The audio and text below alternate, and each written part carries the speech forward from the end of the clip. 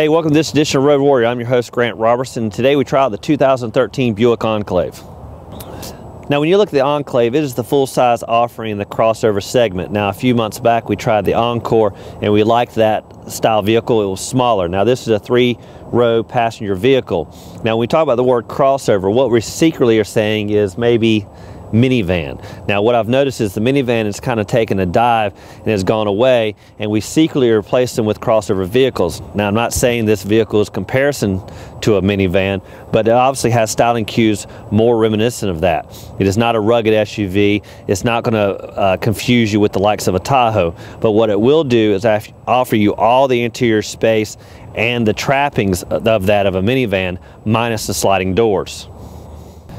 Now, when you look at the exterior overall of the Buick Enclave, you're obviously looking at that minivan-esque styling that we talked about earlier. This is a crossover, and what the appeal here is that you're getting away from the rugged lines of, let's say, a Tahoe and Suburban. Now, looking at the numbers, the Tahoe and Enclave actually come in within an inch of each other. This is actually 201 inches overall. Now, interestingly enough, the wheelbase on the Enclave is actually stretched more than Tahoe. It's at 118 inches, 2 inches longer than the Tahoe. So what you're looking at is an SUV-like stance cladded in a crossover-like exterior. Now, things you'll notice on this Enclave that you'll notice on most Buicks, of course, is the chrome. You're going to have a lot of chrome accents, mainly down the midline, down low, and on the 19 or 20-inch standard wheels. Now, one thing I didn't really like about the wheels was just that, the chrome. They blinged out too much. They're actually too pronounced, and the styling of the actual wheels look too hubcap-ish. They actually look like they've been affixed on there, kind of like you would on an inexpensive low-end vehicle. Now, of course, up front you're going to have the implied portholes. Again, these are not operational, but they're standard Buick styling. Now, like we noticed on the Encore, you do have the halo-like blue headlights, and this is appointments up front are kind of brand new for 2013. You also have the typical waterfall Buick grille up front with a little bit of black insert behind. So your overall styling, again, is typical crossover. It is spectacular, some nice chisel lines, and overall it's not going to confuse you thinking this is a rugged off-the-road vehicle. Now, when we talk about the power plants under a crossover, and specifically the Enclave, you're going to look at V6 power. Now, it's going to be different than a Tahoe or a more rugged SUV that typically is V8. So what you're going to minimize here is you're going to have the horses going to be less, of course, and tow capability. Now, in the Tahoe, you're going to be upwards of 8,000 plus on towing. Now, in a crossover vehicle like this with a V6, you're going to be half that, somewhere around about 4,500 pounds. So obviously, when you go to the crossover segment, you're all going to minimize some of the man-esque qualities, and basically the towing and be able to get your things to the lake. But 4,500 is a typical weight size for anything you might want to tow, like a boat or jet skis and things like that. So this still can do it. Now, as for the numbers, the Enclave is going to be around 288 horses with 270 foot-pounds of torque. Now, the torque, of course, is a little bit limited, but in this all-wheel drive model, I found that it still has some nimble get up and go. Now, this is offered in a front-wheel drive and all-wheel drive, and I prefer the second because that is an all-weather type vehicle. Allows you to get in and out no matter the snow, rain, any of that stuff. So the all-wheel drive is what I'd like to go with. Now, once inside the Enclave, you're going to notice that this is where all the amenities are and the creature comforts that make this vehicle what it is. Now, again, we're trying to make the comparisons from a full-size SUV to a crossover. And once you get in this vehicle, that's when those lines blur even more, because this vehicle actually feels large and has a lot of interior space. Now, this is 3 rows of seating, and just like you'd find in the Tahoe, that's equal to that. And again, we talked about the space for both of those. Overall length and everything is about the same. But once you get inside, you're looking at plush amenities. The leather on the steering wheel, the leather on the dash. I mean, leather is everywhere. This vehicle, it's a brown kind of two-tone. The seats are a little bit off color than, let's say, the dash. And I really didn't care much for that. I'd actually rather it be kind of an all-black interior. The two-tone kind of dates it. I think in a few years, this will kind of look tacky. And I'd prefer all this kind of just to be one tone. Now, when you look at the dash, it actually kind of reminds me of a baseball glove, the leather stitching and things like that. I'd rather kind of draw away from that, make the dash a little less pronounced, let's say. The stitching is so overwhelming, I just kind of want to take the dash off, put it on my hand, and go throw some catch with my son. Now, other things that you'll notice with typical Buick styling is the wood grain. There's wood grain actually on the doors, the steering, and over here on the dash. And that, again, is all right. I think it's going to date it. I think a lot of that stuff should be subdued, especially with the chrome accents. All these things, to me, in the short run, are going to kind of date this vehicle. And again, if they were downplayed and let the features speak for themselves, it'd make this vehicle a little more timeless. Now, saying that, of course, you've got all the current amenities you would want. Touchscreen navigation, XM, everything is touchscreen on the dash. Simple knobs for your climate, which I like. Unlike some other vehicles that are actually making these knobs huge and more pronounced, Buick downplays it and makes them nice and simple. You've actually got heated or cooled seats. Cup holders right where you want them, an armrest that literally goes to and fro, and you can kind of find your placement where you want. Now, one kind of thing I did notice is that it's actually kind of weird to kind of try to figure out how to open this. You squeeze it and you can't really find how to open it. You actually have to eventually find the button here and lift it up, and it is kind of shallow once you do that.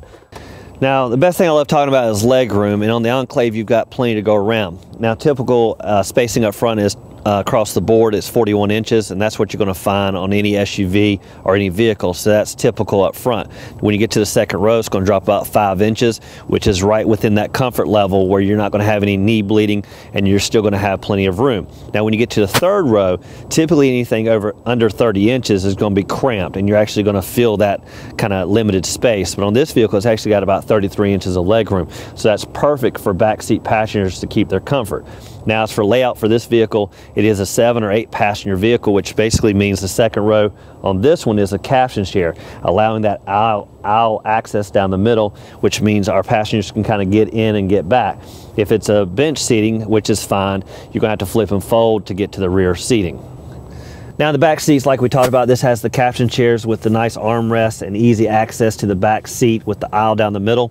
You've got rear entertainment on this particular vehicle with a TV and actual power controls and video inputs down here. Now, overall, this vehicle, again, has plenty of space inside, and actually is going to have a feel of a full-size, of course, SUV, because that's what this is, even though they call it a crossover. Now, on this vehicle as well, we have dual moonroofs, what basically gives you plenty of lighting throughout the vehicle. It has a screen shade that you actually can pull back and minimize the light impact into the vehicle.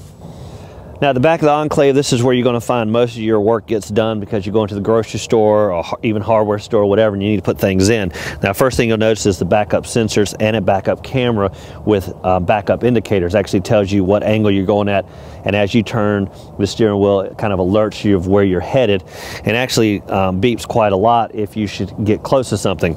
Now, this particular model has the rear hatch assist, which I like, and I see on a lot of SUVs. Now, what that allows you to do, of course, is one touch goes up and down.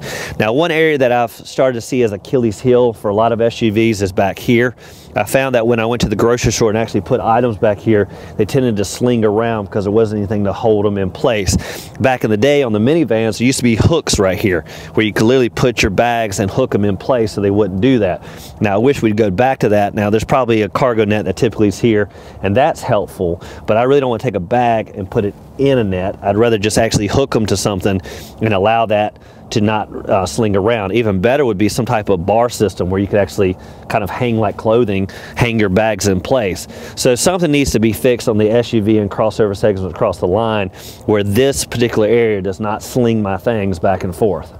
Last but not least, of course, and related to the key, is the crank start. Now, what this vehicle has is remote access starting. Now, what that is basically on your remote, you lock the outside, and of course you hold the remote start. Now, what I found in other vehicles, you can actually do this from far away. Now, this vehicle, I found I actually had to be fairly close and had to kind of be finagle the keypad to actually get it to work, and eventually it would. Now, some of the other vehicles, when you get in, it actually knew that it was cold outside and actually would turn on the heated seats, heated steering wheel, and things like that. On one occasion, I did notice that the heated seats were on, but on a general occasion, I found that the remote start really just did that. It started the vehicle, but I didn't really find that it heated up the cab, or in the summer, let's say, cool it down. So it did all right. Now, one thing I don't really care for is this right here, the key. Now, this is not really anything spectacular, but it's old school. Latest cars now are coming with a push start, and allows you basically to keep the key in your pocket and simply press a button and go on.